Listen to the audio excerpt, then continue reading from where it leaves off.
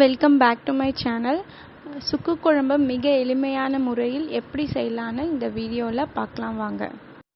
இந்த வீடியோ பார்த்துட்டு உங்களுக்கு பிடிச்சிருந்தா மறக்காமல் சப்ஸ்கிரைப் பண்ணிக்கோங்க. ஒரு மண் சட்டி எடுத்துட்டு ஒரு குழிக்கரண்டி எண்ணெய் ஊற்றிக்கோங்க.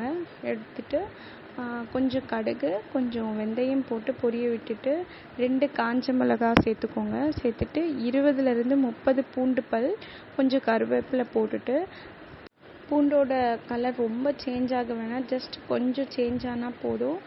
கொஞ்சம் கலர் சேஞ்ச் ஆனதுமே ஒரு மீடியம் சைஸ் ஆனியன் கட் பண்ணி வச்சுருக்கேன், அதை சேர்த்துட்டு ஒரு நிமிஷத்துக்கு வதக்கிட்டு, அதே மாதிரி ஒரு மீடியம் சைஸ் தக்காளி சேர்த்துக்கோங்க. சேர்த்துட்டு வெங்காயம் தக்காளி ரொம்ப சேர்த்துக்க வேண்டாம், ஒன்று எடுத்துட்டால் போதும். இது ரெண்டும் ஒரு 80% நல்லா வதங்கினதுக்கப்புறம் தேவையான அளவு உப்பு சேர்த்துக்கோங்க. கொஞ்சம் மஞ்சத்தூள் போட்டுக்கோங்க. போட்டுட்டு திரும்பவும் நல்லா வதக்கி விடுங்க. இன்னும் ஒரு நிமிஷத்துக்கு வதங்கினதுக்கப்புறம் 3 ஸ்பூன் குழம்பு மிளகாத்தூள், நம்ம வீட்டில் அரைச்சிருப்போம்ல அந்த மிளகாத்தூள் 3 ஸ்பூன் போட்டுக்கோங்க. 3 ஸ்பூன் போட்டுட்டு நல்லா கலந்து விட்டுட்டு ஒரு சிம்மில் ஒரு 2 நிமிஷத்துக்கு அடுப்பை வச்சுருங்க. இந்த மாதிரி எண்ணெய் பிரிஞ்சு மேலே வந்துடும். அதுக்கப்புறம் ஒரு லெமன் சைஸ் புளி எடுத்து நல்லா ஊற வச்சு நான் ஒரு 2 டம்ளர் தண்ணி வரா மாதிரி எடுத்திருக்கேன். அதோடு சேர்த்து நல்லா கலந்து விட்டுருங்க. அது ஒரு சின்ன தாளிக்கிற கரண்டி வச்சுட்டு 1 ஸ்பூன் எண்ணெய் விட்டுட்டு 1 ஸ்பூன் மிளகு, 1 ஸ்பூன் ஜீரகம் போட்டுக்கோங்க. சுக்கு பாருங்கள், இதுதான். இது நம்ம மளிகை ஷாப்லேயே கிடைக்கும். இது ஒரு 10 ரூபா தான். இந்த மாதிரி ஒரு பேக்கெட் வாங்கிக்கிட்டு நல்லா மத்தில் வச்சு நல்லா இடிச்சிங்கன்னா இந்த மாதிரி கிடச்சிடும்.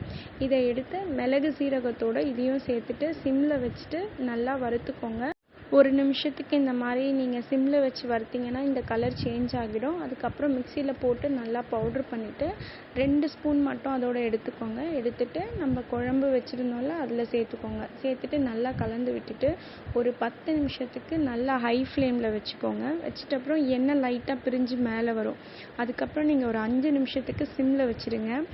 இன்னும் எண்ணெய் பிரிஞ்சு நல்லா திக்கான கன்சிஸ்டன்சிக்கு வந்துடும். இது நம்ம 2-3 டேஸ் ஃப்ரிட்ஜில் வச்சு கூட சாப்பிடலாம். நம்ம அன்றைக்கி செஞ்சதை விட மறுநாள் வச்சு சாப்பிடும் போது இன்னும் ரொம்ப டேஸ்ட்டாக இருக்கும். சுட சுட சாதத்துக்கு இந்த குழம்பு கொஞ்சம் ஊற்றிட்டு 1 ஸ்பூன் நெய் விட்டு சைடிஷ்க்கு நீங்கள் ஒரு அப்பளம் எடுத்துக்கிட்டாலே போதும், ரொம்ப டேஸ்ட்டாக இருக்கும். வீட்டில் குழந்தைங்க கூட சாப்பிடுவாங்க நல்லா. ஒரு முறை ட்ரை பண்ணி பாருங்கள். என்னோடய சேனலில் இருக்க மற்ற வீடியோஸ் அண்ட் ஷார்ட்ஸ் போய் பாருங்கள். பார்த்துட்டு உங்களுக்கு பிடிச்சிருந்தா என்னோடய சேனலை சப்ஸ்கிரைப் பண்ணிக்கோங்க. Thank you so much for watching.